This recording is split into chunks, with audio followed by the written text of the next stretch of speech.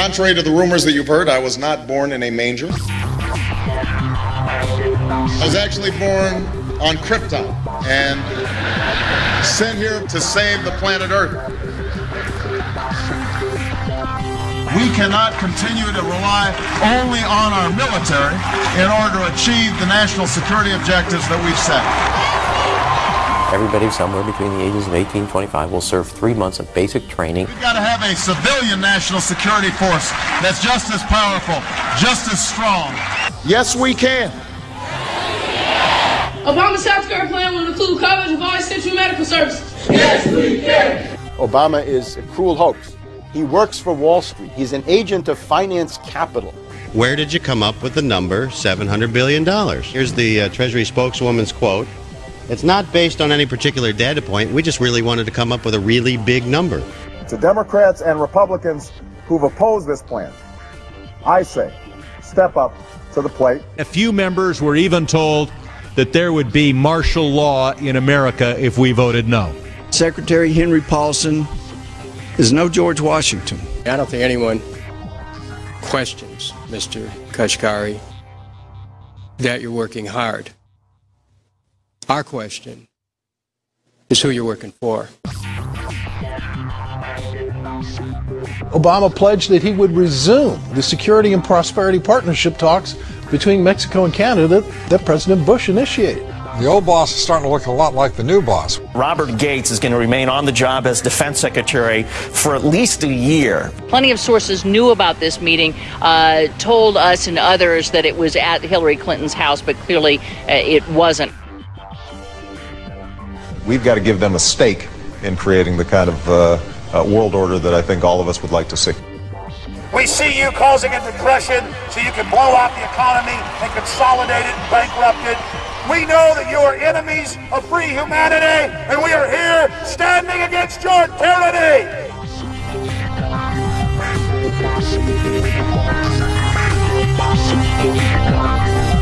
The Obama deception. The truth strikes back.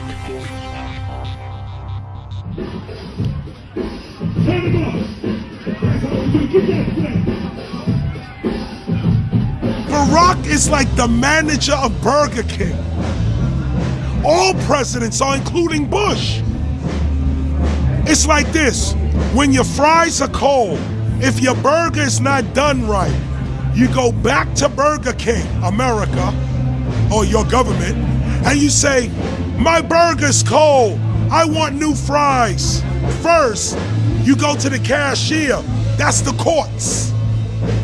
You argue to the courts. The courts, if you can't get no justice with the cashier, you say, let me see the manager.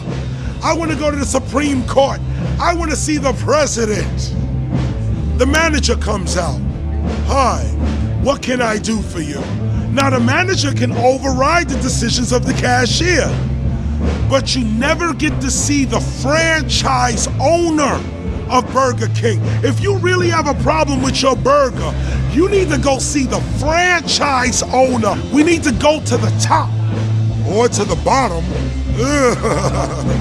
We need to go to where the real architecture of government is. And it's not in a president, it's in a global scheme. Politics in America today is identical to pro wrestling. And what I mean by that is, in front of the cameras and the public, we all hate each other. I'm going to kick my opponent's butt, I'm going to whale him from here to high water and beat the crap out of him. Yet behind the scenes, we all are friends, going out to dinner. Went to dinner together. And it's all a work. All intermarried. Show business. It's showbiz. And that's what you have today in politics. The Democrats and Republicans aren't really opposed to each other. Left and right mean nothing. The only thing that counts is, are you working for Wall Street or you're trying to defend the people against the financiers? It's pretty obvious that there's some gigantic financial institutions that have been pulling the strings of politicians in this country for a long time. And just the fact that we have it set up where they can donate millions of dollars to these guys' funds, these guys' campaigns. I mean, how do we not expect it all to go bad? America in 2009 was desperate for change. The past 8 years had been a disaster. Those weapons of mass destruction got to be somewhere. Maybe under here.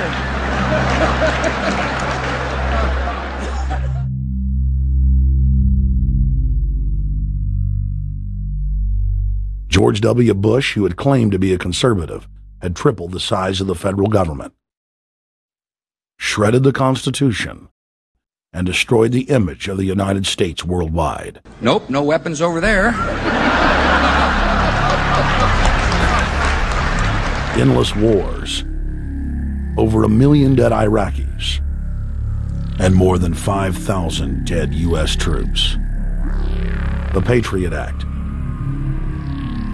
warrantless domestic wiretapping and spying, the end of posse comitatus, the rise of the treasonous North American Union, a deepening recession sliding towards total economic collapse. These factors and other abuses had the American people in a state of panic for their future and the very existence of the United States. The elite were in trouble. The people were beginning to see through their facade, past their front man, and to the ruling elite behind the throne.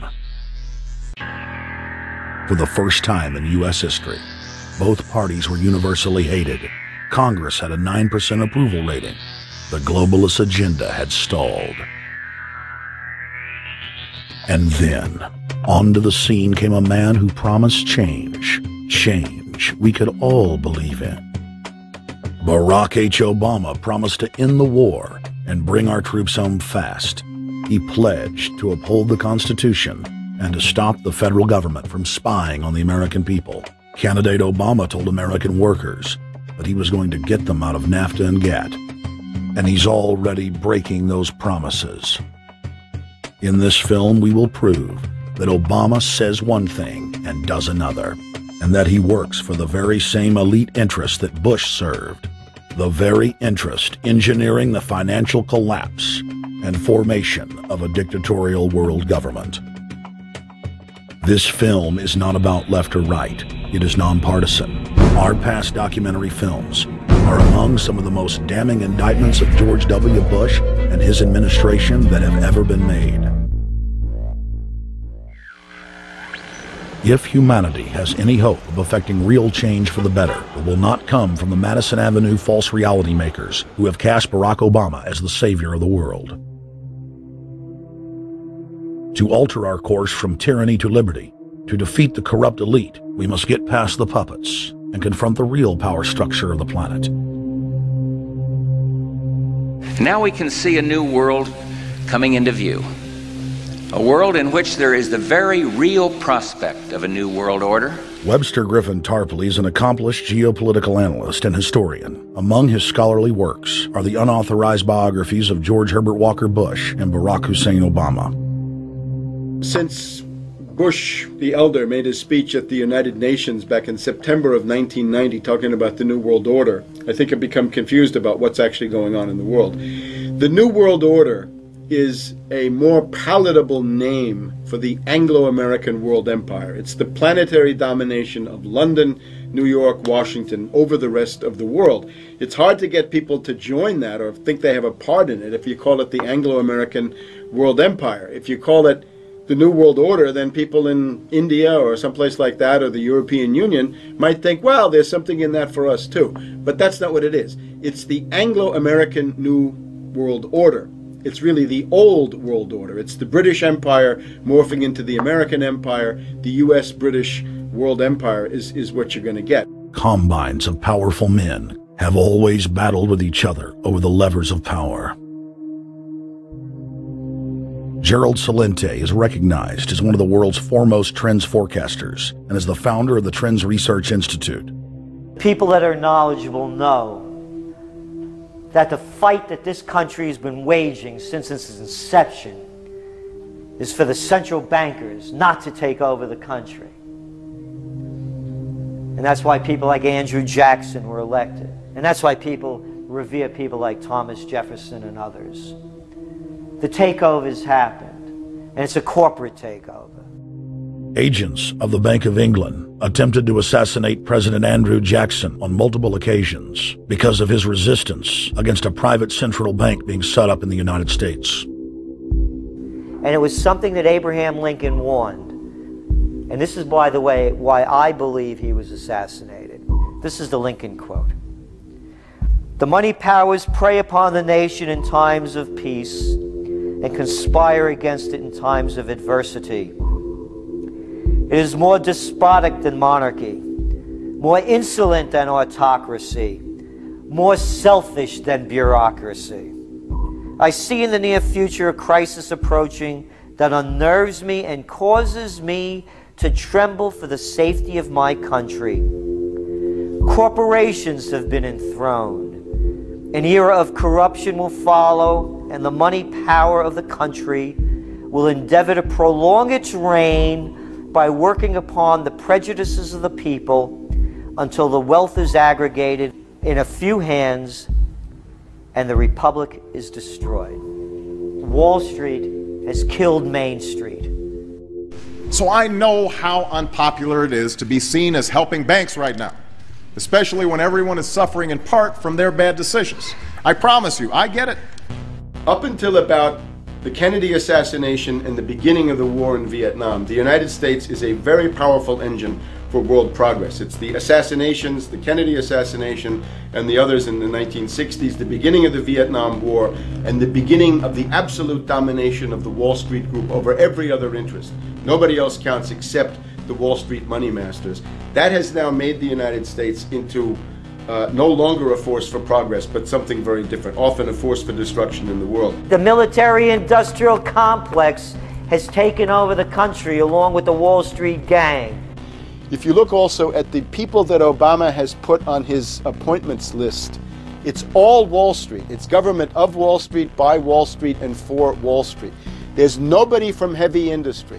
There's nobody from the auto sector, nobody from Silicon Valley, nobody from big oil, nobody from defense, no labor, no women, no retirees, no small business, nothing. It's pure Wall Street. The only people who have a voice in Obama's councils are Wall Street finance oligarchs. That's all there is. Nobody else counts for anything under Obama. It's the most extreme Wall Street administration we've ever had.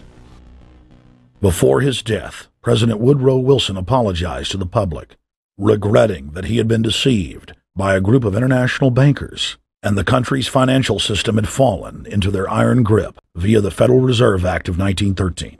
Whether sought or unsought by the military-industrial complex, the potential for the disastrous rise of misplaced power exists and will persist. Dwight D. Eisenhower, he warned the people that the military-industrial complex was taking over the country. Only 3 years after leaving office, President Eisenhower's prophetic warning concerning the threat posed to our system of government by the military-industrial complex came to pass. President John F. Kennedy had enraged the entire elite network. Now, Kennedy was brought in as somebody who was expected to be a puppet. It was thought that his pro-Nazi father, Joseph P. Kennedy, the bootlegger, the speculator, would guarantee that Kennedy would be obedient to the establishment.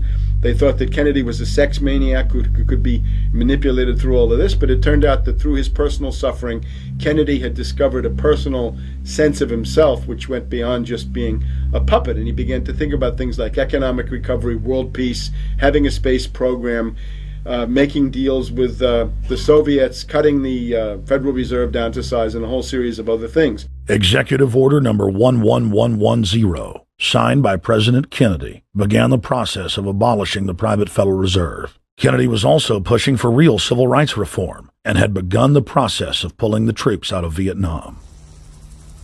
The last time you had an actual president was Kennedy. The oligarchs took swift and decisive action. When John Kennedy attempted to take the government back from the robber barons, he was brutally murdered. The message to future U.S. presidents and leaders across the world was clear: do as you're told or die. John Fitzgerald Kennedy was the last true president of the United States. And until the globalists are removed from power, we will never have another real one. The other thing about the American presidency you've got to remember is that this is a puppet post. It's automatically going to be a puppet post. The idea that Obama is somebody who's going to come in and exercise real authority when he's obviously been chosen and given everything that he's got by these financiers. Presidents are now little more than corporate pitchmen who take all the political heat, while the controllers remain in the shadows, safe from public scrutiny. Hip-hop icon KRS-One is not just known for selling millions of albums. He has led a tireless crusade against youth violence and has been a strong voice for human rights. If they controlled it before, what makes you think they're not controlling it now? The country was on a verge of revolution. They threw a black man up. Now we like this. They give him the money, they give him the bundling, they give him vote fraud, they give him the media whores, they give him goons, they even have elected officials making threats to put people in jail if they criticize Obama in public. All of this is the mark of a puppet. And that means that he is a puppet, actually more of a puppet than anybody else, more of a puppet than Mrs. Clinton would have been, even more of a puppet than McCain. He's the maximum puppet that we've had certainly since Jimmy Carter. They put a black face on the New World Order, and now we all happy. KRS ain't buying it. In the real executive power structure, the president serves the military-industrial complex. It's cell-phoned by the international bankers. If there's a revolution, the population just throws out the prime minister or president. The elite stays in power because the public is never aware of who the real enemy is. In Evian, France in 1991, standing before the Bilderberg Group, the apex of the world government power structure, David Rockefeller defined the New World Order as a system of world government serving the international banking elite. For decades, the banker-owned media would attack anyone who dared to warn the public that a dictatorial world government was being constructed right under their nose, and that national sovereignty was being deliberately destroyed. And now, after years of denial, the media and the elite themselves are proudly announcing that not only is world government real, but it is the answer to the financial crisis that they carefully engineered. Suddenly, the Wall Street Journal tells us that the North American Union is here, and that getting rid of the dollar for a common currency with Canada and Mexico is good. The Financial Times of London, published by a member of the Bilderberg Group, crowed that a dictatorial world government had been kept in the shadows for our own good, and that it was now time for it to emerge from behind the curtains of national security. White House Chief of Staff Rahm Emanuel stated on record that they can't let this crisis go to waste. You never want a serious crisis to go to waste. And what I mean by that, it's an opportunity to do things that you think you could not do before. And Henry Kissinger, who gave Barack Obama his first job out of college, told national television that the economic collapse was a great opportunity to bring in the New World Order. He went on to say that Barack Obama was the perfect person to sell it to the world. But he can give a new impetus to American foreign policy, partly because the reception of him is so extraordinary around the world. I think his task will be to develop an overall strategy for America in this period when really a new world order can be created. It's a great opportunity. It isn't such a crisis. In June of 2006, our team traveled to Ottawa, Canada, to gather intelligence on the shadow government's agenda for the coming years. I think that's the Queen. Investigative journalist and best-selling author Daniel Estulin had been tracking the Bilderberg Group for more than 16 years. His moles inside Bilderberg informed him that the elite were planning to first run the price of gas up to $150 a barrel, unimaginable in 2006. He also reported that after suckering the middle class back into the stock market, the group was going to implode the subprime mortgage market and destroy public confidence. Well, one of the things that we're getting from this morning and this afternoon's conference, this morning conference was about the energy crisis, the price of oil. The afternoon conference, which started about 4 o'clock, 4:30, they were talking about one of the American delegates, I wasn't told who exactly it was talking about the the concern that the American citizens have had with the housing prices going down, so they're not investing that money. So what they needed to do is they needed to create the illusion that everything is going well. So what they're going to do over the next year and a half is to bring the market back up to 1998, 1999 levels. They're going to get all the suckers to invest whatever little money they have left over, and that's when they're going to make the economy bottom drop out. They need to destroy the economy because as we're running out of oil, when people don't travel, at least that's what they're saying, when people don't travel, when people don't have money, they don't travel, they don't spend any money, which means you don't waste a lot of oil and natural gas. That's the afternoon. So how does this source, just ballpark, so you have the sources. Well, actually there are two people who are members of the Bilderberg Club. It's actual members. They're members of the Bilderberg Club who for years and years and years have been going and participating in all the conversations. They've always been dead on, always. And last year they said the oil prices are going to go up to 150. At the time it was 39, it went up to 76, basically doubled. If it doubles again, it's going to be back to where these people say. They attack Iran and will it? Year after year, Estelin and other reporters like Jim Tucker are able to report on future events with stunning accuracy, all because they know the agenda of the Bilderberg Group. The Bilderberg Group sits at the top of the world power structure. 125 of the richest and most influential individuals on the globe make up its membership. From Istanbul, Turkey to Chantilly, Virginia, we have tracked the elusive Bilderberg Group. Bilderberg always insist on a media blackout. By June of 2008, we had already figured out that Barack Obama was the elite's puppet of choice. The national media claimed that during the weekend the Bilderberg Group was scheduled to meet, that Obama had speaking engagements set for Chicago and the Midwest. We knew better. In a classic bait-and-switch, the Obama campaign told the press corps to get on Obama's campaign plane, and that Obama would join them on the flight to Chicago. Campaign staff then slammed the door shut. The fawning press had been shanghaied as Obama's campaign aircraft lifted off without Obama.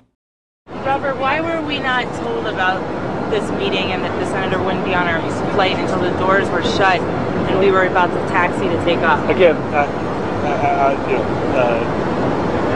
we had a desire, Senator Obama had a desire to do some meetings. Others had a desire to meet with him tonight in a private way, and that's what we're doing. We set up these meetings. They're being done tonight. Again, Is there more than one meeting? Is there more than one person with whom? I'm not going to get into all the details of the meetings. I don't know that I've got a ton more different answers for all of your questions. Obama wasn't going to Chicago. He had a meeting to attend, a secret meeting. Initially, it was believed that the secret meeting took place at Clinton's Washington, D.C. home. Obama's spokesman denied that, but won't confirm where the former rivals met. He also declined to comment on their topics of discussion. For a day and a half, the mainstream media engaged in a wild goose chase, trying to find out where Hillary and Obama had gone. 3 cover stories later, the corporate press had to admit they had no idea where the 2 candidates had gone. And to this day, Clinton and Obama aren't talking. Plenty of sources knew about this meeting, told us and others that it was at Hillary Clinton's house, but clearly it wasn't. In 2008, the trail led us to the Westfields Marriott Hotel, right outside Washington, D.C. We just flew into Washington, D.C. We're driving to the Westfields Marriott. Tomorrow, the hotel's closed throughout the week, into the weekend for the Bilderberg Group meeting. But we're going to check in the night before. They're going to kick us out tomorrow. So we're going directly into the belly of the beast. The hotel will be filled with at least 5 spy agencies: CIA, Defense Intelligence, Mossad, European Union security. We checked into the Westfields Marriott 48 hours before hotel guests were scheduled to be thrown out ahead of the annual meeting. The building was nestled in the heart of the military-industrial complex, with the National Reconnaissance Office and Raytheon just a stone's throw away.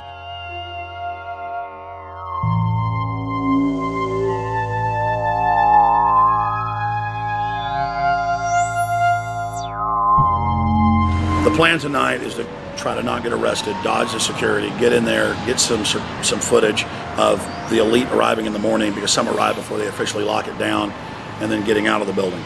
That's our plan. I'm also going to be getting a call by a international syndicated radio show, Coast to Coast AM with George Norrie, and all week he's getting briefings from me every night about things as they develop.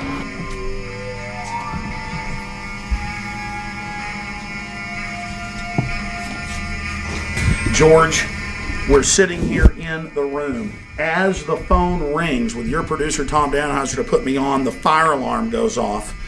So everybody is exiting the building. I know this is a setup. They timed it exactly when this happened. Open the door. I want them to hear the fire alarm. Open the door. I want people to hear this live to the 16 million people listening.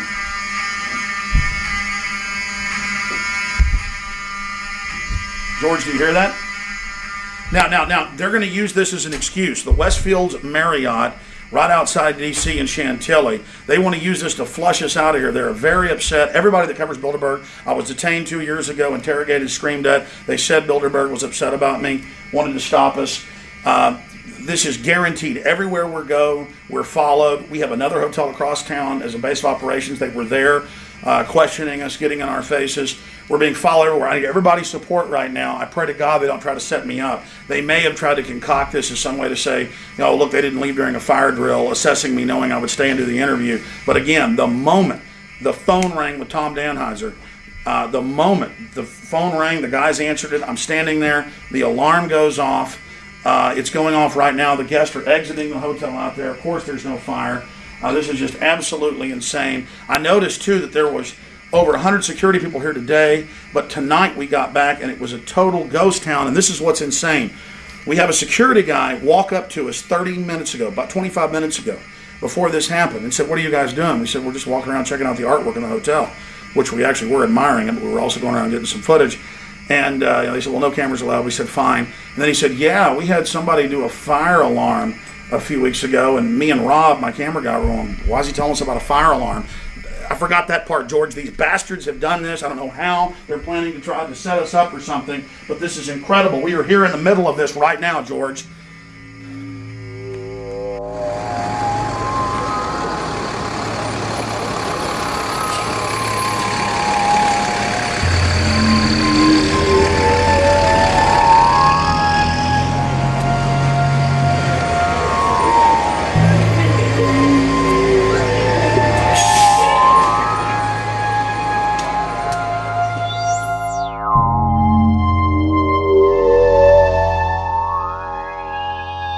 Stay there. Keep it locked.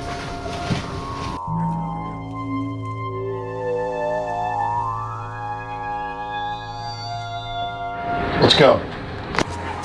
Let's get out of here now, Richard. Don't screw around anymore. We got out of here on exactly the right time. Is this the way out? Yeah.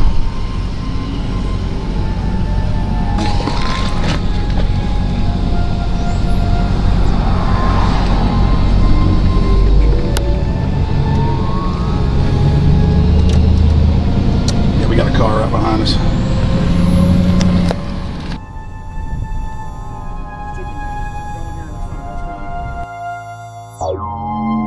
We made about, what, 5 turns and 6 turns, the same car's following us. Now he looks like he's following us into a... He came out of Bilderberg, he came out of the Westfield. He's being a little bit subtle, but... Not too. There he is. That's him over there in the blue car. Yeah.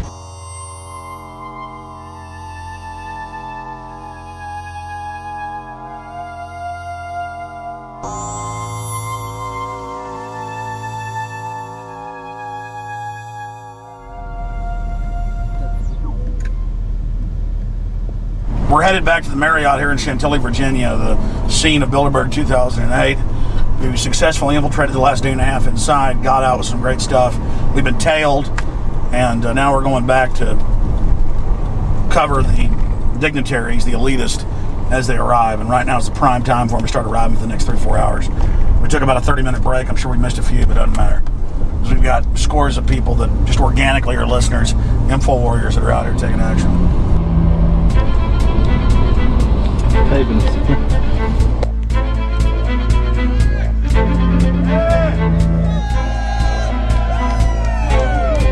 Yeah!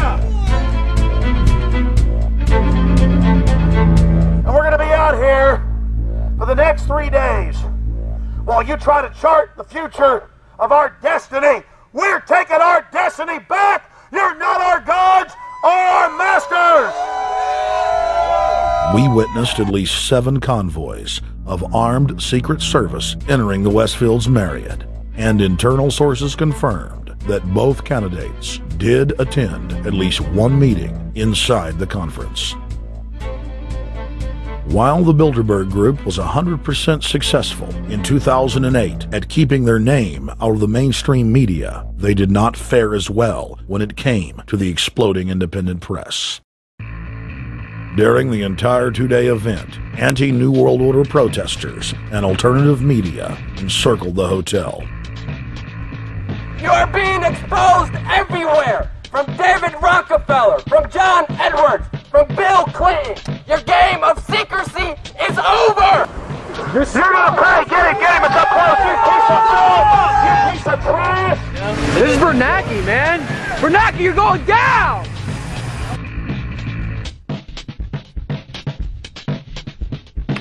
Obama, we know you're here, Obama.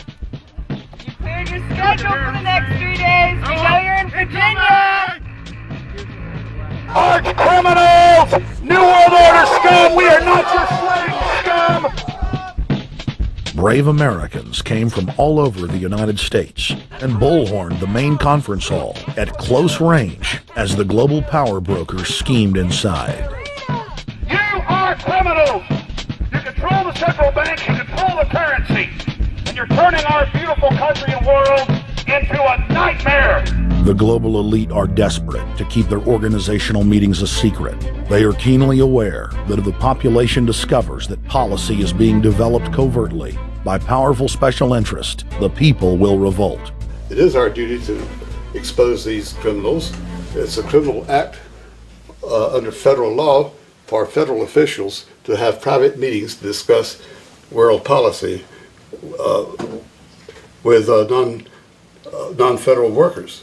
So everybody from the State Department, Treasury Department, White House, Defense Department, and others who show up, as they always do, they're committing a criminal act simply by being here to attend a secret meeting with officials from other countries to discuss U.S. policy in the world. So literally it's a criminal act. And every newspaper, every broadcaster has a patriotic duty to expose these scum and the evil they project. The election primaries served as a great diversion, while the true future course of the nation was being set behind closed doors. You've got, obviously, the Bilderberger Group, founded by the former Nazi Prince Bernhard of Holland. You've got the Trilateral Commission, founded by David Rockefeller's Zbigniew Brzezinski. They're the ones who ran the Carter administration. Everybody in the Carter administration, from Carter and Mondale and Volcker and Brzezinski, were all members of the Trilateral Commission. Founding member of rap sensation Public Enemy, Professor Griff, gave us his view of the Obama phenomenon. Barack Obama's been given a pass by the Blue Bloods. He's been given the okay by certain secret societies for them to let him in. I truly believe imperialism and fascism needs a facelift. And that facelift is going to have to be black. And the reason why I believe that, simply because I think they're trying to go into Africa. Well, they're already in Africa. But they want to totally control all the natural minerals that they're going to need to carry themselves into the 21st, 22nd, and 23rd centuries. You follow me? So I think they have to go through a phase of galvanizing the masses of dark-skinned people that truly believe that change needs to come, but the change that they're talking about is not necessarily change for the better as far as the masses of the people. It's probably a better change for them. It's not going to change for us, the little man on the totem pole. And no one looks at the agenda. Long as he positions himself right, have the right tie on, have the right smile, repeats the slogans over and over and drives it home, the average American is just going to swallow it hook, line, and sinker. And we don't even know what the agenda is. Writing in his 1964 book, With No Apologies, Senator Barry Goldwater said, "The Trilateral Commission is intended to be the vehicle for multinational consolidation of the commercial and banking interest by seizing control of the political government of the United States. The Trilateral Commission represents a skillful, coordinated effort to seize control and consolidate the four centers of power: political, monetary, intellectual, and ecclesiastical. What the Trilateral Commission intends is to create a worldwide economic power superior to the political governments of the nation-states involved. As managers and creators of the system, they will rule the future. Bilderberg issues executive decisions and prime directives to its subdirectorates for implementation. The Trilateral Commission takes the Bilderberg Group agenda and executes it through regional roundtable groups throughout Europe, Asia, and the Americas. The Council on Foreign Relations serves as the managing roundtable group in the United States sector. The Council on Foreign Relations has dominated every administration since the days of FDR. The way in which they make policy and rule is that they are a polycentric oligarchical system. You have to be a finance oligarch. Remember, this is not a society ruled by generals, not by priests, not by bureaucrats, not by demagogues, none of those, but by bankers. Bankers rule, and the bankers set up these institutions. They set up things modeled on the Royal Institute for International Affairs, Chatham House, and the Milner Round Table of the period right after the Boer War, so even before World War I. You had the British setting up these round tables, institutes with publications and conferences, and this is how they make policy. Upon Obama's inauguration, members of the Bilderberg Group, Trilateral Commission, and CFR flooded into every position of power in the executive branch, replacing Trilateral Commission and CFR members who previously filled the positions during the Bush administration. When you look at the U.S. ruling class, you'd have to say that they're a really pathetic bunch of failures and bunglers. They are a miserable excuse for a ruling class, and that's one of the big problems we have. Is you go from Clinton to Bush to Obama. What stays the same is the ruling elite that gives these puppets the orders that they act on. And these orders are wrong-headed, let's say, to say the least. They're basically bankrupt. They're going to lead to the collapse of this civilization. What they're doing is using the existence of the United States as a formerly powerful nation-state to act out their Wall Street fantasies of world domination and maintaining their capital structures and maintaining their system of looting. And this can't be done. So the basic question is, they've hijacked our country and you got to take it back from them. You've got to drive Wall Street out of the government, and at that point you'd have a reasonable chance of getting back to prosperity and some kind of peace and order in international affairs. We had a chance to speak with economist and author George Humphrey. They have created a power elite. And we're not talking about the millionaire down the street. You can't even be a member of their club unless you're a multi-billionaire. And friends, this is not about rich versus poor. This is about a very, very small handful of the worst criminal element on this planet, manipulating and destroying the good people of this nation and of this world. About this Obama with change. Look at the people he's put in to mastermind the economic recovery. Larry Summers. I love it. Every time they talk about Larry Summers, he's always brilliant. He's another brilliant one. He's the one that helped dismantle the Glass-Steagall Act, the banking act that was put in place in the 1930s, so the banks couldn't become the banksters that they become. In the 1990s, you had the beginning of the derivatives bubble, thanks to people like Alan Greenspan, Reuben Summers, a lot of the people who are now back in the Obama administration. And the derivatives, I think, are the centerpiece of this entire problem today. These are the same people, Geithner from the Treasury Department. Could you imagine that? Now we have the U.S. Treasury Secretary, who also is a Robert Rubin protege of the Larry Summers Group, that dismantled Glass-Steagall and broke apart the regulations that would have prohibited the banks and brokerages from becoming these criminals.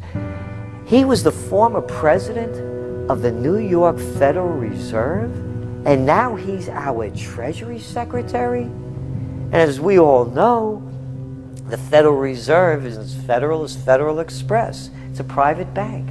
And now we've put this guy in charge of it? I mean, can't Wall Street has hijacked Washington in broad daylight.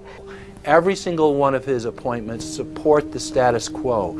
Every one of his appointments are there to screw the American people. Every single one of his appointments are people who are working to bring down the Republic and the Constitution of this country. Secretary of the Treasury, Timothy Geithner, Bilderberg Group and Trilateral Commission member. Secretary of State Hillary Clinton is a Bilderberg and CFR member. She is also married to Trilateral Commission member William Jefferson Clinton.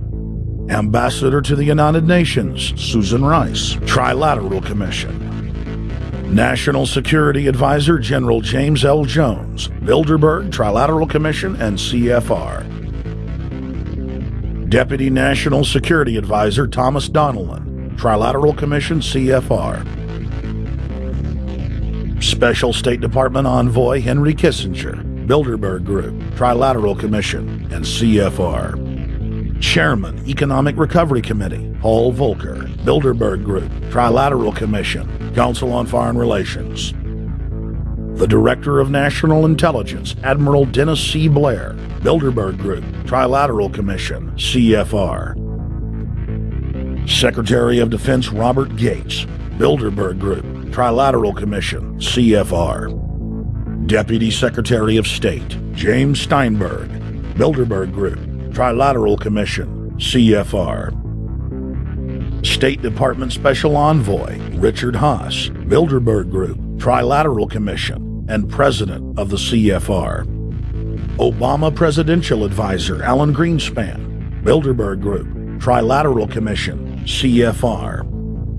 State Department Special Envoy Richard C. Holbrooke, Bilderberg, Trilateral, CFR. And the list goes on and on.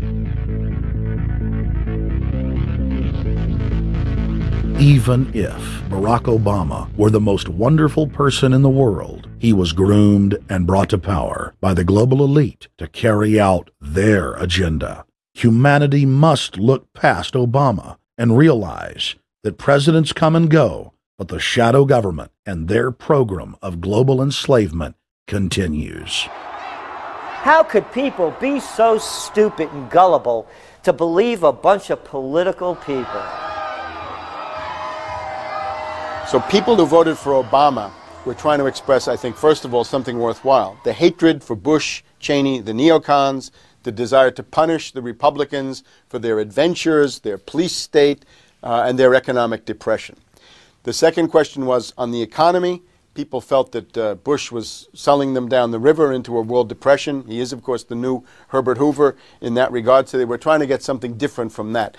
The tragedy, of course, is, and this is really why Obama was groomed and prepared over a period of almost 30 years now, that Obama is there to frustrate and to deceive all of those hopes. Obama is a cruel hoax. He's a bogus sham. He's an absolute denial of everything that you'd expect from an American president. It is very disturbing to see well-meaning people falling for high-tech propaganda over and over again. It happened after 9/11. The American people en masse were swept into a mob psychology, irrationally throwing their common sense to the wind and doing whatever the administration told them to. The general public eventually caught on to the fact that George W. Bush was a deceitful thug and that the economy was in freefall. In the midst of it all, Barack Obama was there, speaking out against the abuse of the people at the hands of the establishment. With the election of Barack Obama, the world rejoiced that the United States was no longer in the hands of madmen. But unfortunately for humanity, this was another vicious fraud. I want to like the guy. He speaks gently, he's intelligent, he seems to be a man of peace. He is just as charismatic as they come. But you know what? Is that a tree is really, really measured by the quality of its fruit. And when you kind of put away all the flowery words, when you put away all the rhetoric, when you put away all the rock and roll music, what he does is what's important for the people of this country, starting with the truth. Obama is notoriously a liar. he promised that he would get out of Iraq, I think within 16 months at some point. We had Samantha Power telling the Scotsman that he wouldn't be bound by those promises, and sure enough, he's now not going to be bound by those promises. Obama pledged in hundreds of speeches and interviews that within 6 months of being elected, he was going to bring our troops home from Iraq. But after he was inaugurated, the story changed. Now he said that they would look at bringing some of the troops home in 16 months. 2 weeks later, his story had changed again. Now the administration would look at bringing the troops home in 23 months. Well, Obama's already fudging. He's fudged since day one in this election, where he first said we're getting out. Well, now it's a timetable, and now it's da-da-da, because they're getting to him. They're understanding that, and he ain't going to be able to get him out because people more powerful than him got us in.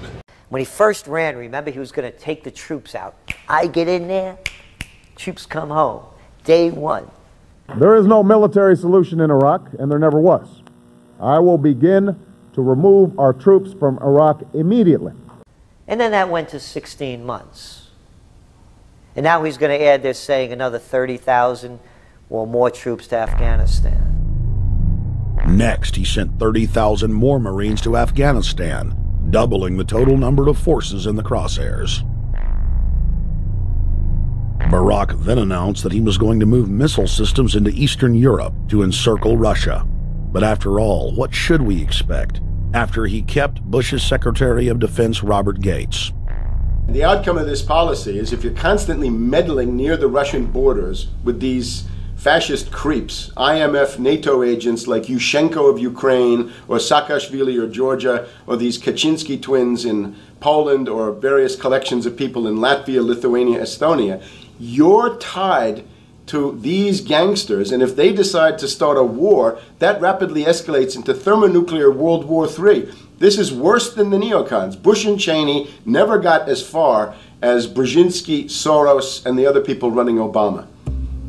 Barack Obama swore that he would vote to repeal the Patriot Act, but then he voted for its reauthorization. Obama decried the Bush administration's illegal warrantless wiretapping of the American people. Then he voted to legalize it.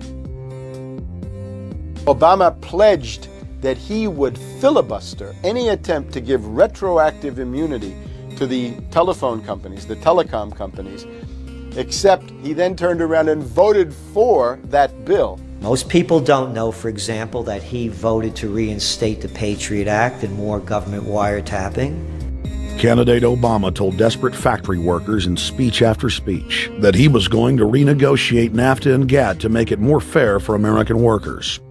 It is absolutely true that NAFTA was a mistake.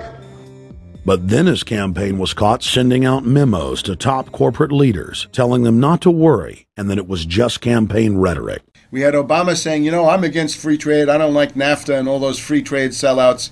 We had Austin Goolsbee going to the Canadian diplomats and saying, don't mind him. He's just popping off. That's just election era rhetoric. Doesn't mean anything. Presidential candidate Barack Obama was publicly criticizing the North American Free Trade Agreement in a bid for votes, but privately telling Canadian officials not to worry about it. He said that he was going to bring us peace in the Middle East.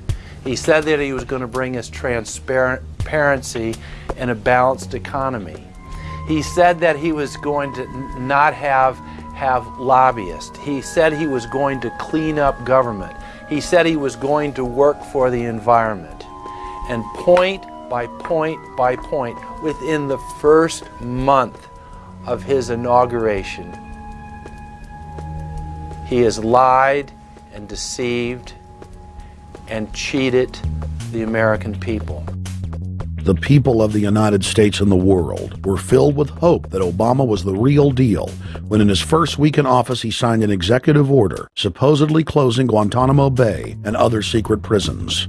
Then the press actually had a chance to read the executive order and were shocked to find that the executive order only said that Obama was thinking about closing Guantanamo in a year. But worst of all, the executive order continued the practice of rendition, which the LA Times called secret abductions. They don't know. They think that he signed off immediately on closing Guantanamo. but he's allowing prisoners now to be taken to foreign countries and not knowing where they're sending them and to be tortured in foreign countries. They don't know that they kept that provision in there. Obama is now continuing the practice of secret arrest, secret prisons, and most importantly, indefinite detention without trial. When a British High Court said that it was preparing to release secret British and U.S. torture orders that prove that the Bush administration was ordering personnel to systematically abuse detainees, Barack Obama threatened to cut off all U.S. intelligence ties to England. To add insult to injury, he stated that the program was important to national security, not only endorsing Bush's crimes, but continuing them. Obama voted for a reinstatement of the Patriot Act. And by his early deeds already, again, as we saw with the issues of retention, he's willing to send people that have been charged with nothing to be tortured to so-called get the truth out of them.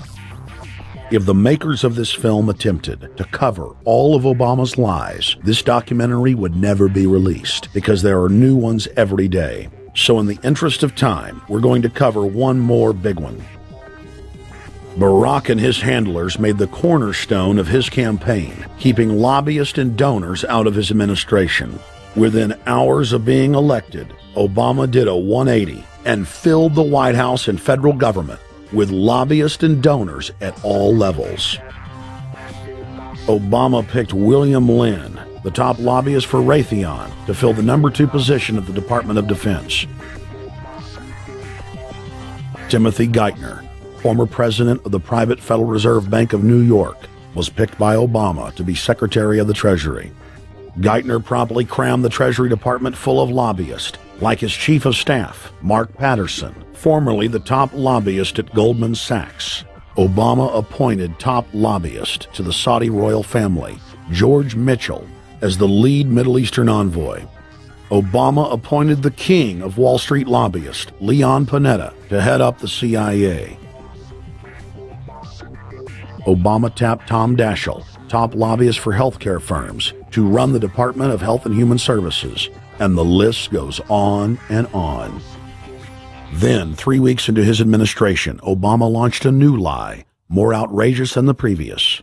With Academy Award-level conviction, he said that he was upset about the banker bailout, which his own chief of staff, Rahm Emanuel, another former Wall Street executive, had engineered. Obama said that he had signed an executive order capping the CEO's salaries of those who had taken the bailout money. There was just 2 problems. All the major banks and brokerage firms were exempt, and the new order only dealt with any future bailouts. And those were to be on the honor system. What gets people upset, and rightfully so, are executives being rewarded for failure. AIG, Bank of America, and Citigroup, which have received billions in bailout money, don't fall under this plan. Only banks negotiating future agreements with the government will be restricted. But this appears to be built on an honor system, and White House Press Secretary Robert Gibbs had a hard time explaining how enforcement would work. Well, let me get, I will get clarification from Treasury on that. Generally speaking, this is already the biggest liar and the biggest disappointment that we've seen in recent history. And again, qualitatively beyond the rather low standards set by Bush the Elder and Clinton in terms of delivering on promises. Bottom line, Obama is a fantastic actor and an even better liar. His track record is clear. He has done the opposite of everything he told the people he would do. They'll make up one lie after another. And if you believe these people, knock yourself out. I don't believe a word they say. Within 1 month of the passage of the first banker bailout bill, the press reported that over $5 trillion had just disappeared out of the U.S. Treasury. By December, the amount of money that had been stolen had reached $8.5 trillion. The leadership of both political parties circled the wagons and would not discuss where the money had gone. In the Fed! In the Fed! In the Fed! In the Fed! Informed Americans protested the private Federal Reserve System at all 38 of their regional governorship offices. Arrest Bernanke and Paulson! Arrest all the criminals that stole the banker bailout money! It was refreshing to see people standing up against the real power structure, not being distracted by the elite's frontmen like George W. Bush and Barack Obama. We traveled to Dallas, Texas to cover We the People taking on the real enemy. Hey, I want to talk to the workers up there on the parapet. The ones smoking cigarettes that just jumped back. You're with the American people, we know that. But understand, ask the workers inside. You're not in a federal government building. You're in a private Federal Reserve that uses that name as a fraud. That'd be like if my first name was Federal Reserve Jones. I'm still not the federal government. I'm not a federal agency. But if I said my name was Federal Reserve, I could go out and pay off politicians and get them to allow me to get into power so I could issue the currency and credit, and then I could buy up the world. That's what these criminals have done. A lot of people think that the Federal Reserve is already part of the government. They're not. It's controlled by cliques of unelected, unaccountable bankers meeting in secret. Most of these people have never even been through the formality of a Senate hearing or a Senate confirmation. They claim that they're part of the U.S. government. They masquerade as if they were part of the U.S. government. But in reality, this is a purely private operation. Jackals, hyenas, raptors, all of them loyal, not to the American people, but to the Wall Street banks, which is where most of them come from. Everyone is pointing to Barack right now, President Obama, as saying, you got to get the economy together. You got to get the economy together. When in fact, the president has very little to do with the economy. It's the Federal Reserve chairman that at least sets the policy. That's a privately owned company, the Federal Reserve Bank. They set the agenda. These guys are masquerading as a federal institution. They are a private banking consortium, and this is their front, their holding company. The Federal Reserve is not federal. It's a front for a private banking cartel. That's on record in congressional testimony, and they're the ones orchestrating the economic collapse we're seeing right now, so that's why we're here. While at the End the Fed rally outside the Federal Reserve Bank in Dallas, Texas, we spoke with Ron Paul's brother, Wayne Paul. 1913, the Federal Reserve Act was passed, floor of the House, where 3 members of Congress were on the floor. At that time, they only needed a majority of votes to pass it. So in 1913, the Federal Reserve Act was passed. 20 years later, 1933, under Roosevelt, the United States was declared bankrupt. And in 1933, the Federal Reserve private bank says, okay, USA, what are you going to pledge as collateral on the debt you owe me? What happened by 1936? Does anybody know? We instituted Social Security system, and you and I and our children and our children's children were pledged as collateral on the debt of our government to the Federal Reserve. And that's where we're at today. It took 20 years to make this country bankrupt, and since then, our government has operated under emergency powers of our government. It is not the president that makes the decision in this country. It's the Secretary of Treasury who turns around and is put in there by the Federal Reserve to manage the bankruptcy. We've been in bankruptcy ever since. So to print $700 billion and to give it away, how do they get away with it? The manager of the bankruptcy is told by the Federal Reserve this is the way to go. That's where we're at today. Yes, we should point out, Congressman Ron Paul now has a huge amount of sponsors for a bill in the House of Representatives to abolish the private Federal Reserve crime syndicate. In 1913, the money power of the country was taken away from the people. By constitutional privilege, it belongs with the Congress, but it was given up in the Federal Reserve Act. The Federal Reserve is no more federal than Federal Express, but yet it has the power to determine the direction of use of money in our economy. If we could take that power back and put the Federal Reserve under Treasury, we start to be in a position of being able to control monetary policy on behalf of the United States people. The Federal Reserve is totally private, and Alan Greenspan 2 weeks ago on PBS on Lair NewsHour said on record that they are above the law, the Congress, the President, everyone. No court can do anything. We run America. What is the proper relationship, what should be the proper relationship between a chairman of the Fed and a president of the United States? Well, first of all, the Federal Reserve is an independent agency, and that means basically that there is no other agency of government which can overrule actions that we take. So long as that is in place and there is no evidence that the administration or the Congress or anybody else is requesting that we do things other than what we think is the appropriate thing, then what the relationships are don't frankly matter. Notice what Greenspan is saying. Greenspan is saying the Federal Reserve is beyond the law. And in reality, they are in practice beyond the law. Nobody, as far as I know, has ever audited the Federal Reserve. One of the first things we ought to do when we nationalize the Fed is go in there and find out the audit. Who stole money? Who engaged in corruption? There's a whole series of people going back to Volcker, to Greenspan, to Bernanke, and so forth. Think of the arrogance of private group of banks that have bankrupted the nation by design so they can repo the country. A private group of banks that loaned us our own money back are telling us they're above the law. You are not above the law, criminals. No one is above the law. No one is above the law, and the private Federal Reserve sure as hell isn't either.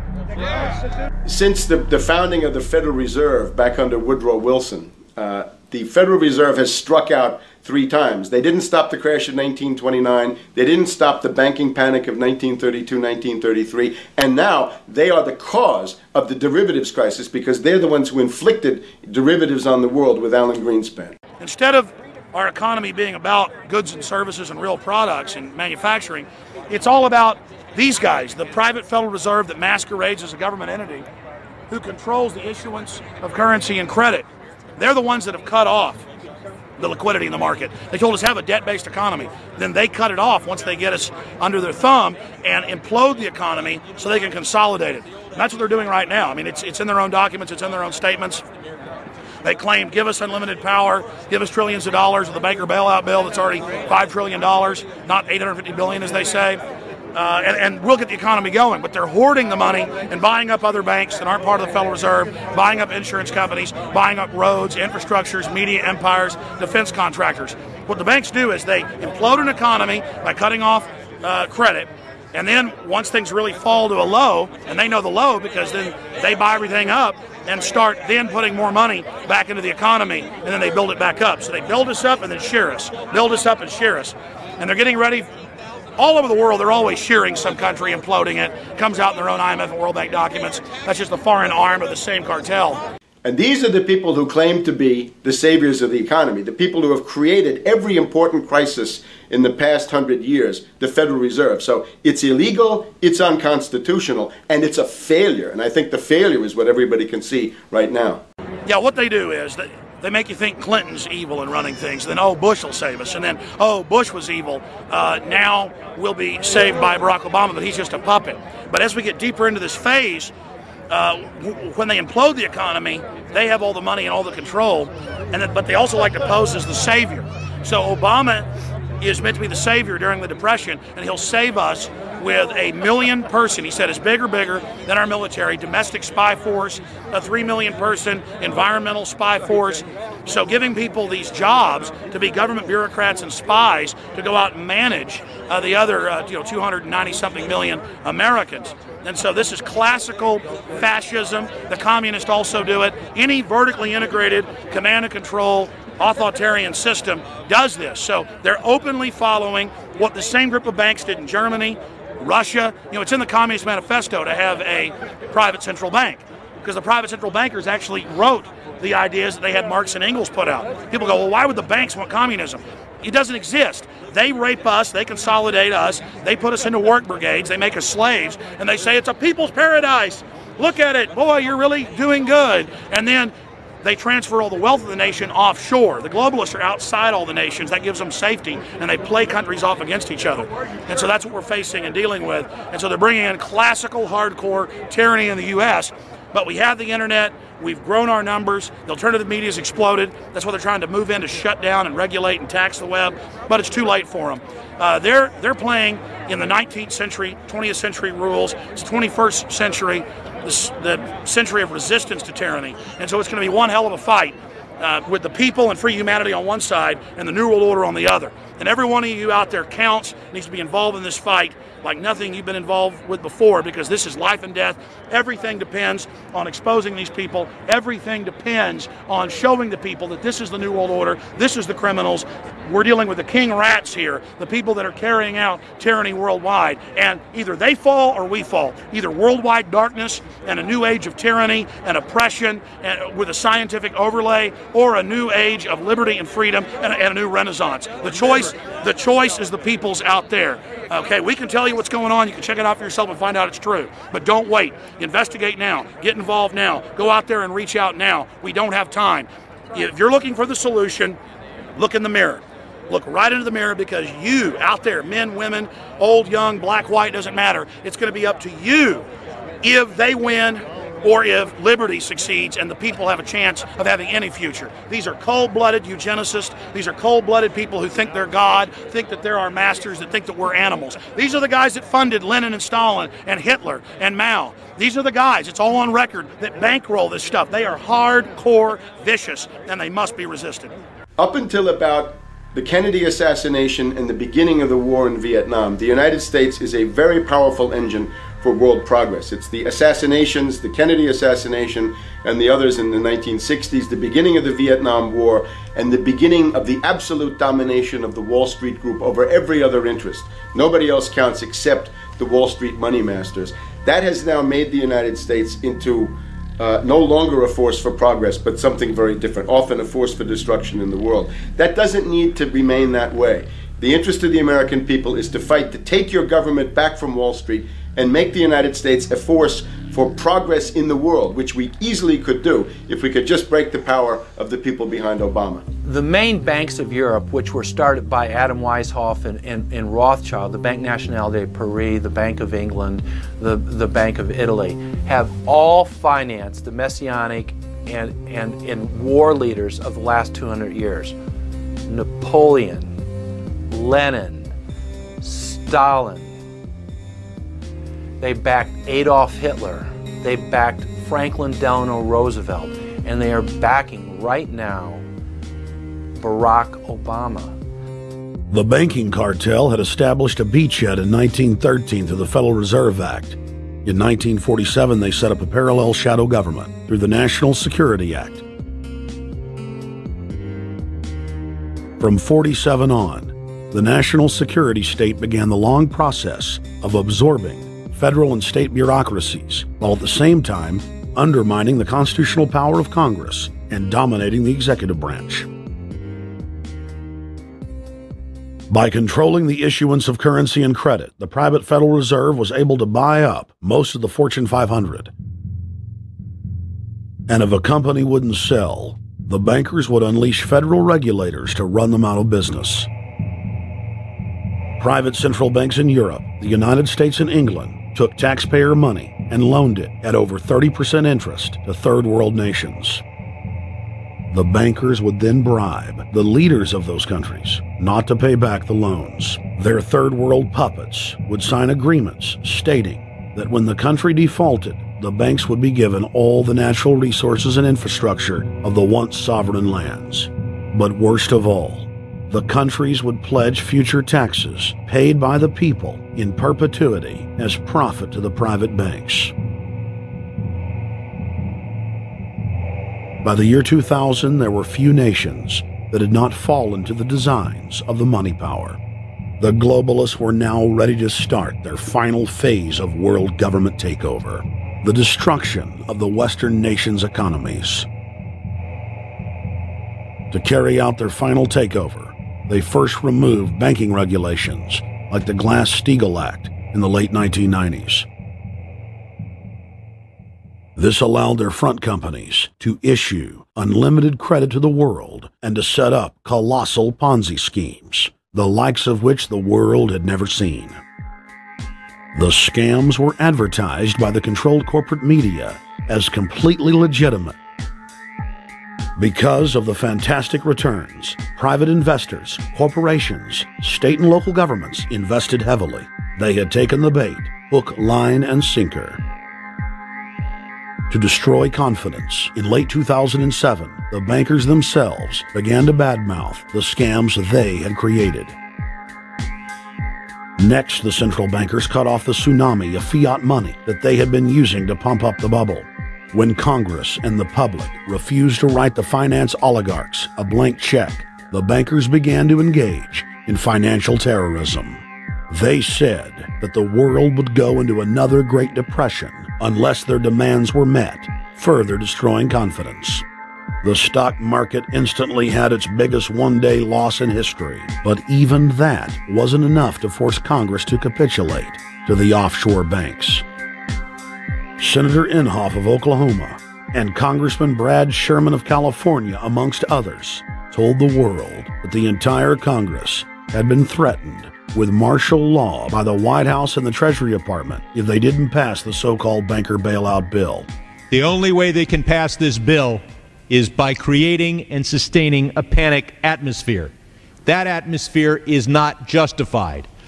Many of us were told in private conversations that if we voted against this bill on Monday, that the sky would fall, the market would drop 2,000 or 3,000 points the first day, another couple thousand the second day, and a few members were even told that there would be martial law in America if we voted no. That's what I call fear-mongering. Unjustified. The final version of the bill was kept secret from the Congress until minutes before the vote on October 3, 2008. The Federal Reserve had promised total transparency, that every dime would be accounted for. To Democrats and Republicans who've opposed this plan, I say, step up to the plate. Let's do what's right for the country at this time, because the time to act is now. To prevent the possibility of a crisis turning into a catastrophe. After its passage, the public learned with horror that the bill was really a financial coup d'etat by Wall Street. The bill didn't just give $700 billion to the banks. It was a blank check. And as of February 2009, $9.7 trillion has disappeared into a black hole. Within 24 hours of its passage, Secretary of Treasury Henry Paulson said they were no longer going to use the money to unfreeze the mortgage market by buying bad debt. We went to Congress. Illiquid assets look like the way to go.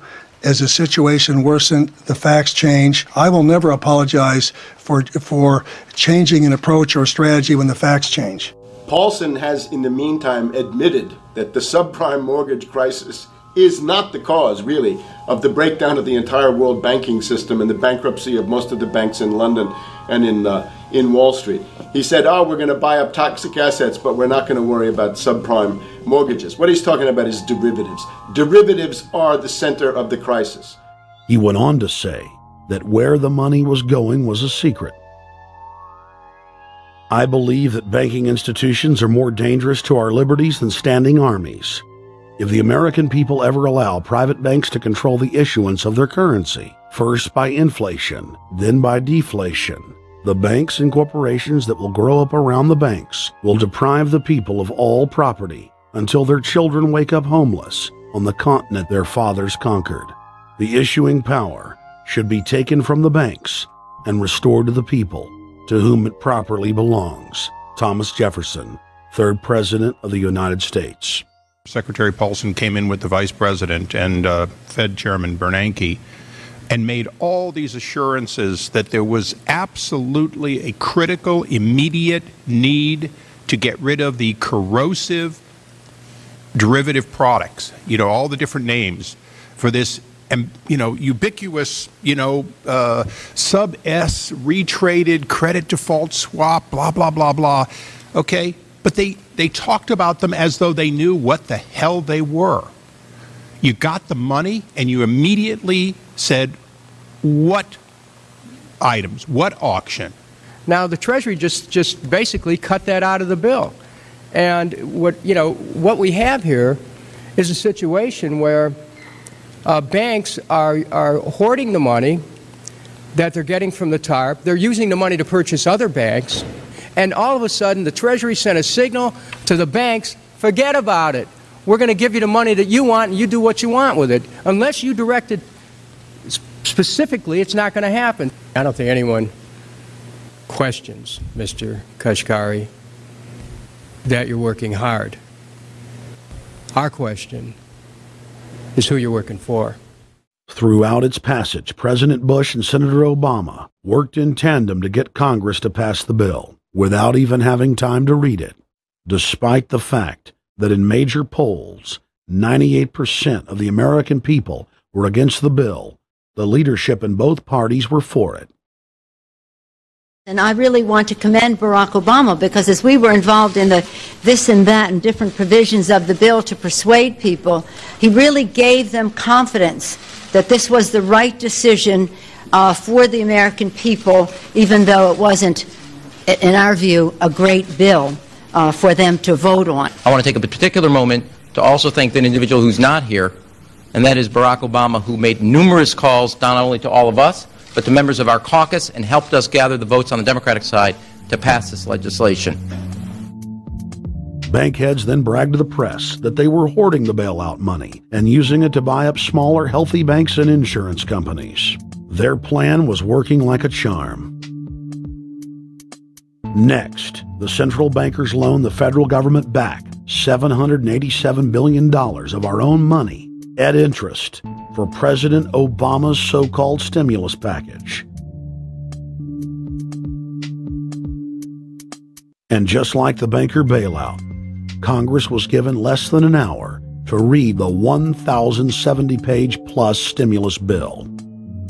Barack Obama, who had pledged on the campaign trail to wait 5 days before a bill could be voted on so that the Congress and the people could have a chance to read it, said that the stimulus was too important and it had to be passed before anybody could see it or read it, or the crisis would turn into a catastrophe. Doing little or nothing at all will result in even greater deficits, even greater job loss, even greater loss of income, and even greater loss of confidence.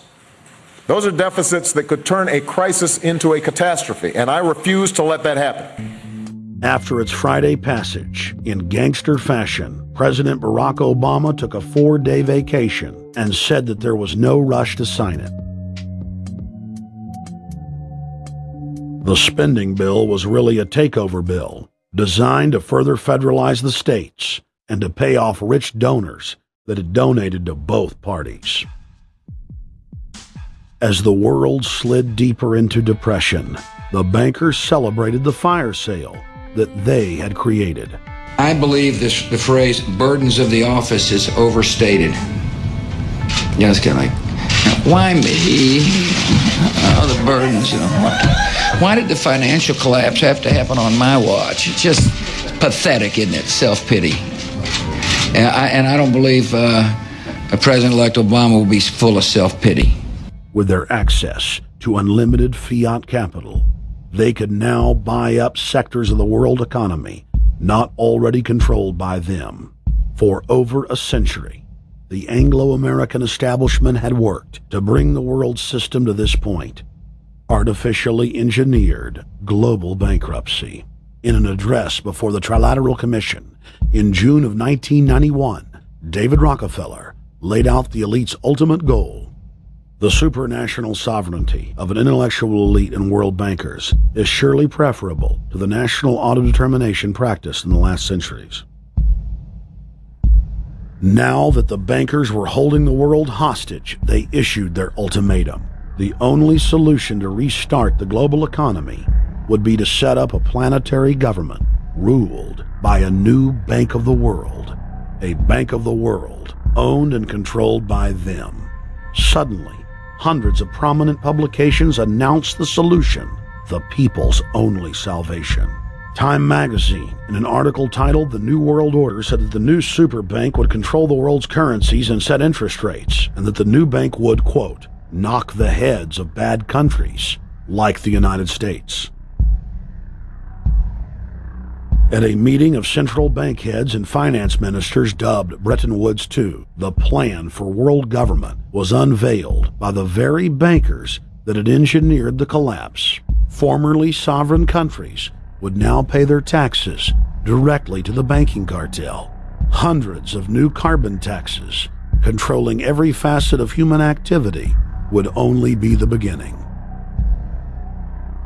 Now all the elite had to do was to sell the public on accepting the final phase of their takeover.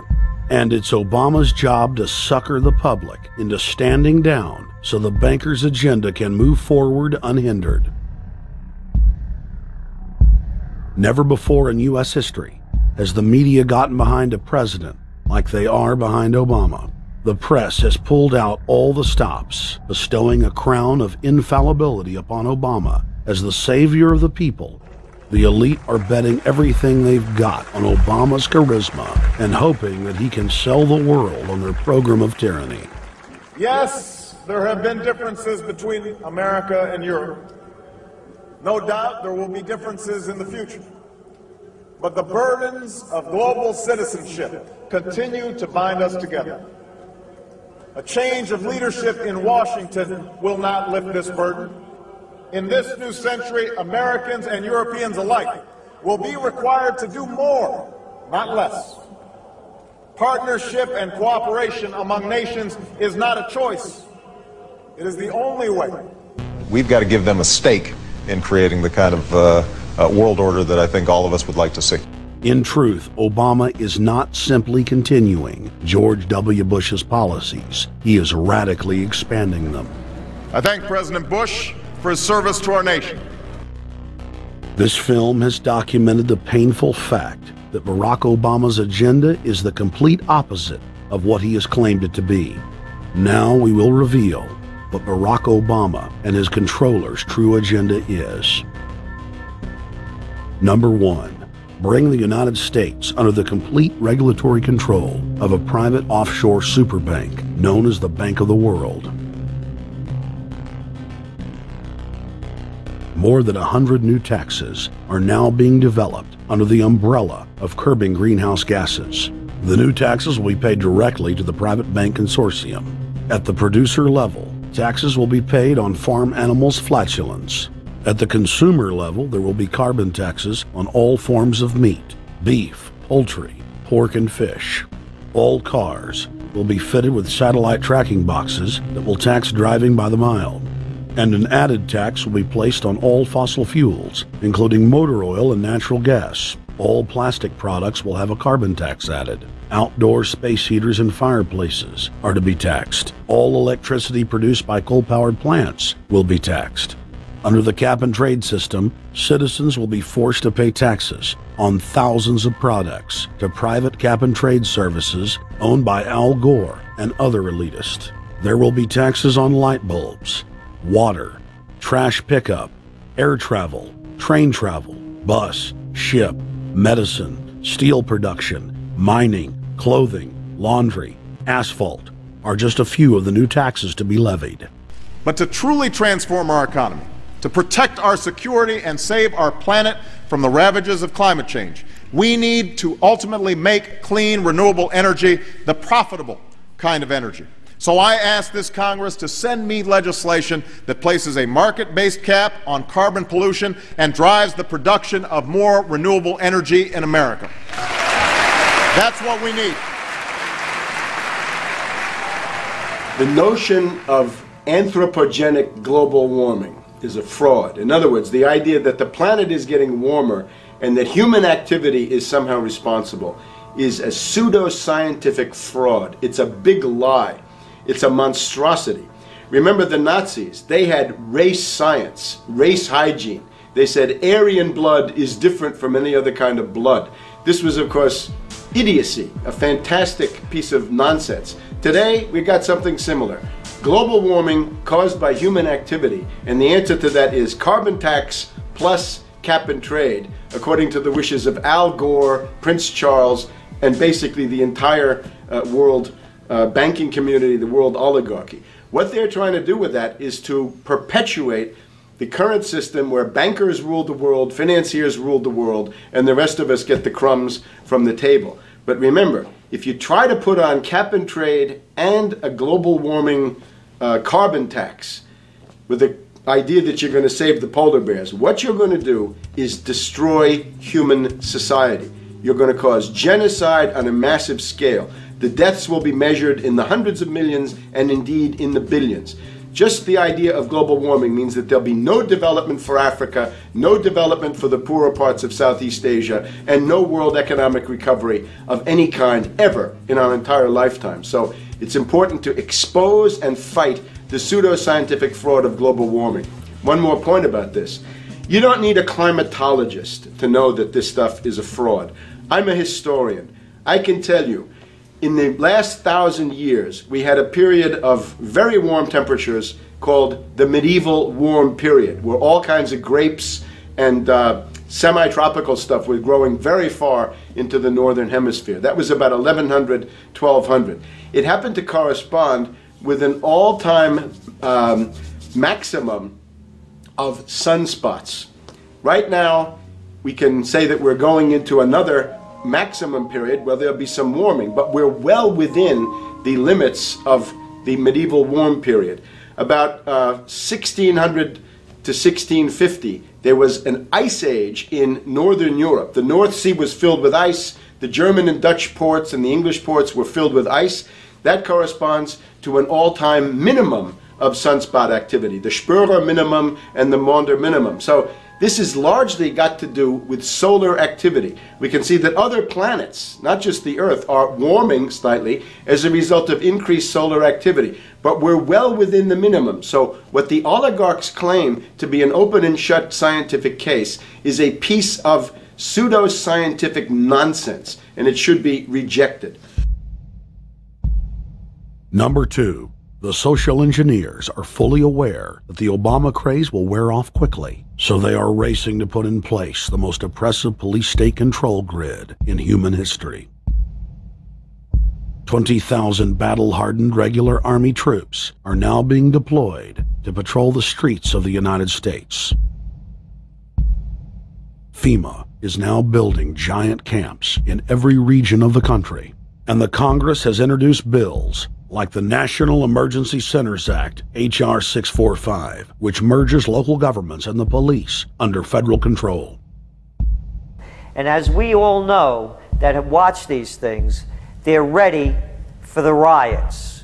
With these detention centers that are being opened up around the country, with state police training for riot control in the event of economic calamity and food riots, they know what's going on and they're prepared for it. So people better also prepare for it themselves. Anyone that's not prepared for what's going to happen, they deserve what they get, because there's enough information out there pointing to the problems, and they should take all precautionary actions. Next, Obama ordered the Defense Department to issue DoD Directive 1404.10, establishing a 1 million person civilian army under his control. Simultaneously, Obama launched USAService.org. The new website deceptively masquerades as a federal agency, but in reality is a recruiting tool building a separate, completely private army outside of government that takes orders directly from Obama's controllers.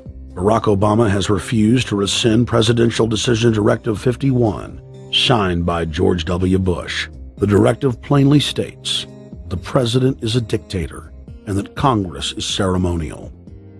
We cannot continue to rely only on our military in order to achieve the national security objectives that we've set. We've got to have a civilian national security force that's just as powerful, just as strong, just as well funded. President Obama and his Chief of Staff, Rahm Emanuel, have repeatedly stated on the record that all Americans below the age of 64 will be forcibly conscripted into federal service. Citizenship is not an entitlement program. It comes with responsibilities. Everybody somewhere between the ages of 18 and 25 will serve 3 months of basic training and understanding in a kind of civil defense. Now, it doesn't always have to be service in uniform. One of the things that if you talk to our generals, they are desperate for is a civilian counterpart to our military forces. So is this compulsory then? Well, you have to, in a sense, it's a required of everybody, 18 to 25, 3 months, and at some point at that point you do it. Obviously, I'm not going to say perfect legislation. We'll work that process through. You can do it during a college summer, or you can do it after high school. If you have a demagogue with a fanatical mass movement of personality cultists who is imposing the program of a group of extreme bankers and finance oligarchs, that's fascism. Obama's transition site, change.gov, proclaimed that middle school and high school students will be forced to serve the federal government. Fascism is gutter up, streets up, hooligans, thugs, fervently idealistic students, swarming adolescents, just the kind of thing you see around Obama. The way you get a population to enslave itself when the police and the army are no longer enough to do that. So I think that's if you're a left liberal, it's time to open your eyes to that. All young Americans between the ages of 18 and 24 will be conscripted into a paramilitary domestic security force. If Obama has his way, adults and seniors will also be forced into other forms of service for the betterment of the homeland. Number 3, disarming the American people. Obama operatives in the Congress have introduced more than 10 bills that would end the Second Amendment as we know it. H.R. 1022 would allow the new Attorney General Eric Holder the dictatorial power to ban any gun he wishes at will. In 2008, before the Supreme Court, in the D.C. gun ban case, District of Columbia versus Heller, Holder argued for the complete disarmament of the American people and that only the military should own firearms. H.R. 257 would ban all youth shooting sports, including YMCA and Youth Olympic shooting clubs. H.R. 45 would force all gun owners to undergo federal psychological screening, registration, and testing to keep their firearms. White House Chief of Staff Rahm Emanuel has proposed the extrajudicial banning of any American on the fraudulent no-fly list from owning any firearm. That is, if you are on the no-fly list because you are known as maybe a possible terrorist, you cannot buy a handgun in America. Over 25,000 Americans are added each month to the no-fly list, which numbers over 1 million people who have not been charged or convicted of any crime. It's a case of mistaken identity for a 5-year-old boy from Normandy Park. He had trouble boarding a plane because someone with his same name is wanted by the federal government. King 5's Mimi Jung is live at SeaTac Airport to explain. Mimi. Lori, it's hard to believe that a 5-year-old could be considered a threat, but that's exactly what happened here at SeaTac last week when Matthew Gardner showed up for a flight to LAX. As 5-year-olds go, Matthew Gardner is about as harmless as you can get. But when he and his mom checked in for their flight at SeaTac last week, Matthew was considered the criminal. If you're on that no-fly list, your access to the right to bear arms is canceled because you're not part of the American family. You don't deserve that right. There is no right for you if you're on that terrorist list. And even though this Matthew Gardner is only in kindergarten, TSA workers still conducted a full-blown search. They searched all of our belongings. They took everything apart piece by piece. Nadia Counter says it wasn't easy being treated as a possible threat to national security. I picked up my child to give him a hug and tell him, it's okay, we're doing fine. And they reported to me that I was not allowed to touch him. He was a security risk, and they had to re-search me to make sure that I had not obtained any materials from him. Number 4, massive restrictions on the First Amendment guarantee of free speech. The President, Congress, and the FCC have announced plans to not only curtail speech on talk radio and newspapers, but to also regulate speech on the Internet to the Orwellian-named fairness doctrine. The Obama machine is also pressuring Congress to pass draconian hate speech laws that will eviscerate the First Amendment. Number 5, they plan to further federalize health care so that the government can dictate what kind of care citizens receive. Modeled after the British system, this includes rationing care and restricting what procedures the handicapped and elderly are eligible for. Number 6, Obama is already pushing to expand the Department of Defense budget and to station more U.S. troops overseas to encircle Russia, China, Iran, as well as setting up bases in Africa under the pretext of humanitarian aid, and dominate and occupy Africa through AFRICOM. So we're taking your phone call, seeing what you think of Barack H. Obama. Is he a Judas goat? Is he a front man? Is he a betrayer? Let's go to Anthony in Georgia. Anthony, what's your take on Barack Obama? They put the face of Barack Obama as part of their public relations because it's like in the old folk tales about vampires. A vampire cannot force his way into somebody's house. It's against some kind of metaphysical law. So the vampire has to persuade the resident of the household to open the door and invite him in. So they're going to look at the peephole at Barack Obama, which looks like them and appears to be on their side. They're going to say, okay, here's my ally. Let me open the door and let me let this person in.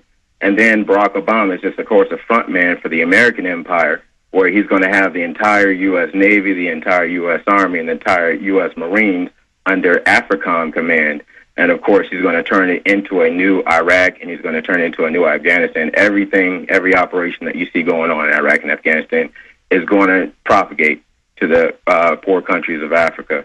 And well, sir, I agree with you. Sir, I agree with you. They're looking to the people. They see a handsome, smiling African face. You know, he's all, hey, I'm from Kenya. And then it's a total bait and switch. But it's the same thing here in the United States where they would get sellout Native American chiefs to sell out their people. This is the oldest trick in the book. And he can also pacify the most downtrodden minority groups in the United States. And he's saying, hey, get ready for sacrifice. Get ready to lose your standard of living. They're like, yay, I love Obama. They could never get away with this with a John McCain. Obama basically does a couple of things. One is, again, this idea, kick the Chinese out of Africa, kick them out of Sudan where they get oil, kick them out of Zimbabwe where they get raw materials, start a civil war in Congo, another big source of raw materials. Al-Qaeda, an arm of the U.S. intelligence community, is now active in Algeria, Tunisia, Morocco. You've got a destabilization going on in Kenya around Odinga. That's Obama's cousin. This is a guy who has two children. They're Obama's niece and, well, nephew in a broad sense. And one of them is named Raul, and the other one is named Winnie, after Winnie Mandela, who did the necklacing and political assassinations in South Africa. So this Odinga is essentially a CIA destabilizing operation in Kenya, and he's got a Odinga Islamic Alliance to crush the Christians in Kenya, but this also reaches into Ethiopia, it reaches into Uganda, Congo, Tanzania, and a whole bunch of other countries in that region. So all of Africa is a battlefield in flames between the U.S. and the Chinese, with Obama leading the charge to kick the Chinese out for geopolitical reasons. Number 7, radically expand federal control over family farms and ranches through the Animal ID and Premises ID system.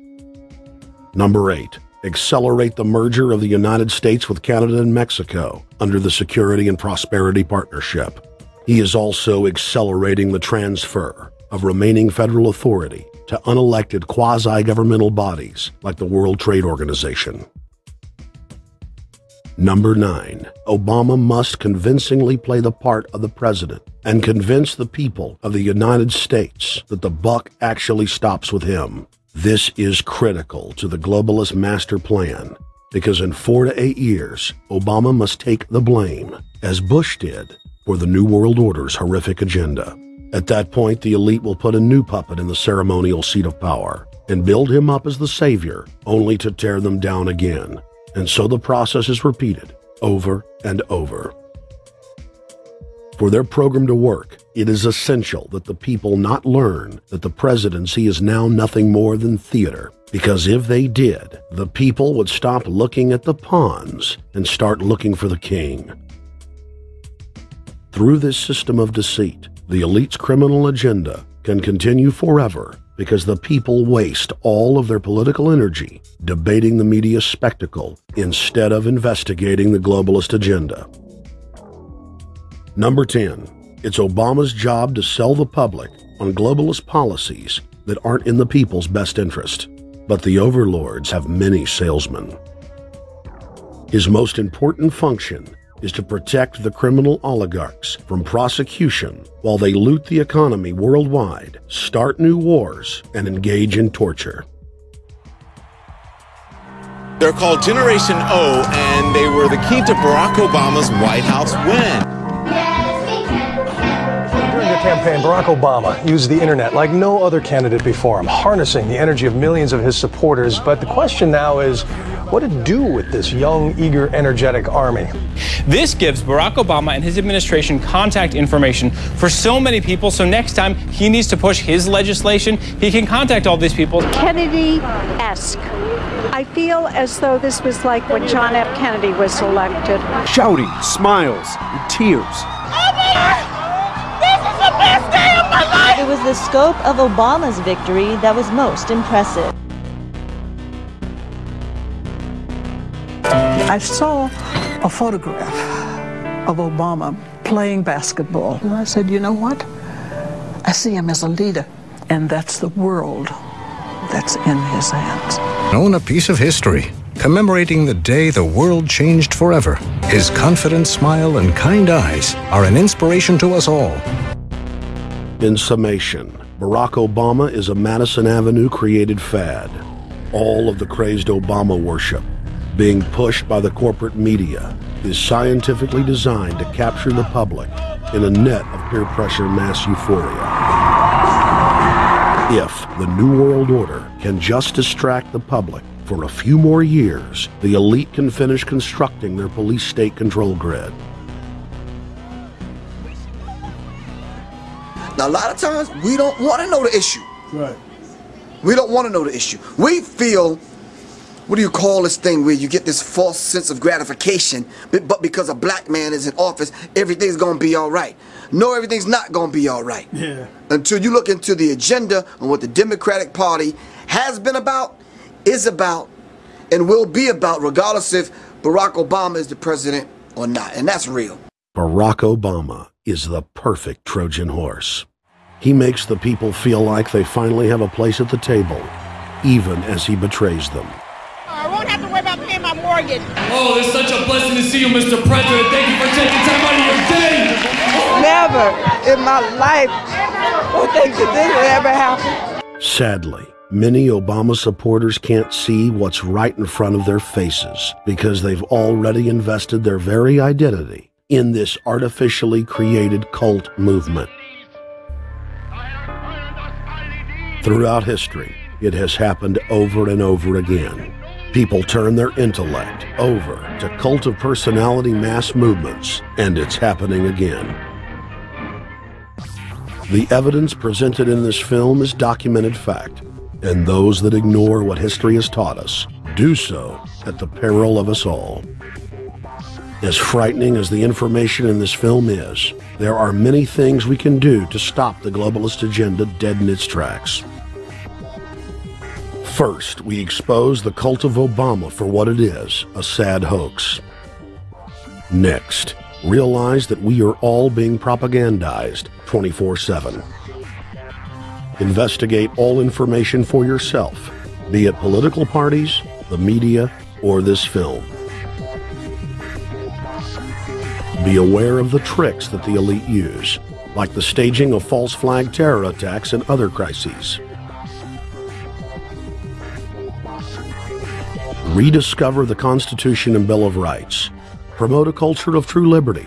There is a reason the internationalists are attempting to destroy the sovereignty of all 50 states. They know it is one of the biggest threats to their domination. The federal government has been completely hijacked by foreign interest, and more than 25 states have recognized this fact and are moving to block the New World Order at the state level by declaring their 10th Amendment powers.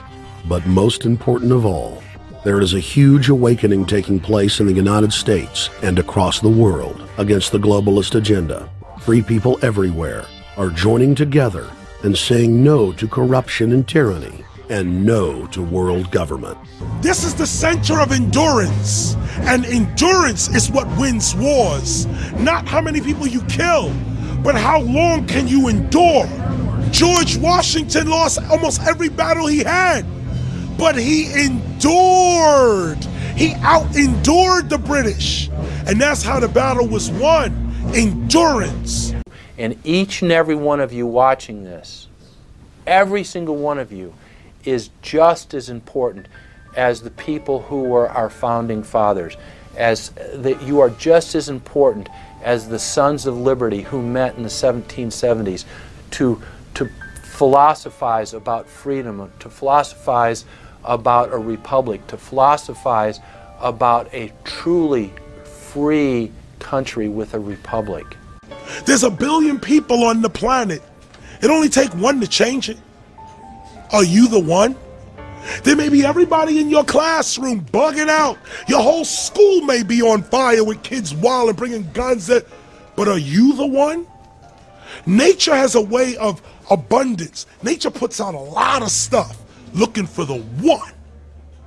So if you're going to go along with the trend of let's just kill each other, let's disrespect each other, then you're part of nature's plan as well, to be part of just the excess. But if you think more of yourself than just being the excess, you'll do more for yourself. Are you the one? Everybody's not gonna make it, but you have an opportunity to save yourself. Well, we don't have to look back thousands or even hundreds of years to see how dangerous this present day situation is.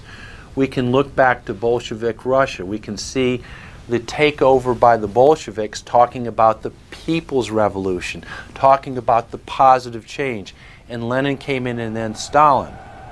The fact is that over 40 million Russians between 1925 and 1940, good Russians, people who were Christians, people who had their own businesses, people who were educated, they were exterminated because they had their own business, because they were educated, because they believed in God's law.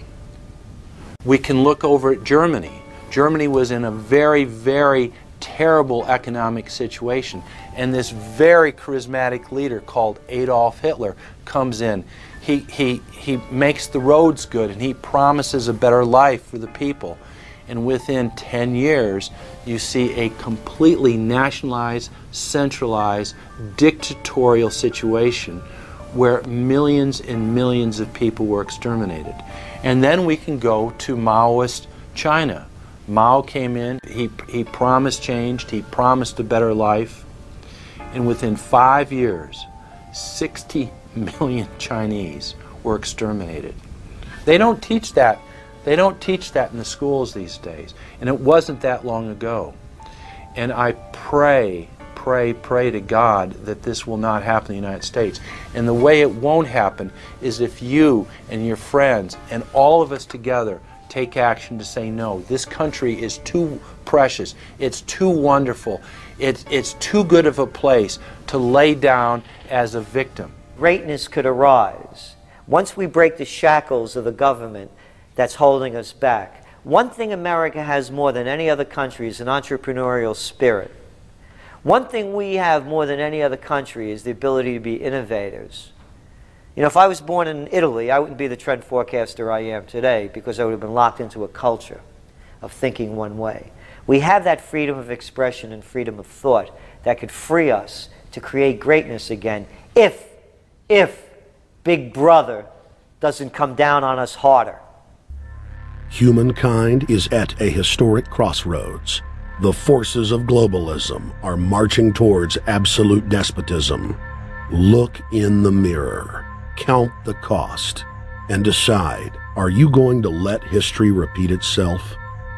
Or will you stand tall with freedom lovers everywhere and stop the completion of a world dictatorship?